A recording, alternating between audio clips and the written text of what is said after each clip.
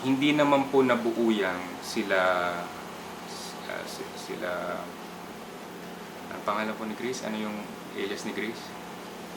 Benito. Yun, Benito. Hindi naman nabuo yan na sila na eh. Ang talagang grupo po niyan ay si ano lang, si Tunay, si Kelly Ong, si Rovic. Hindi pa siya gumagamit ng Sherlock noon. Sila lang noon. Hindi ko alam kung, ang alam ko meron pang grupo si Kelly Ong. Basta nung time na yun, tinatanong ko kung sino si Kelly Ong. Hindi ako sinasagot. Tapos lagi lang sinasabi, mas maganda, walang nakakaalam kahit sino.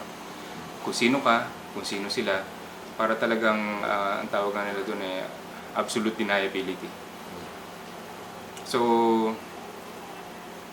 kahit na na-confirm ko na kay Rovic din kung sino si Kelly Ong, hindi pa rin kinonfirm ni 29. Nung tinanong ko, si ano po pala yun, si Joy Yuson po. Hindi siya sumagot. So, nalaman ko na talagang ganun nila strictly ni-implement yung anonymity ng bawat isa.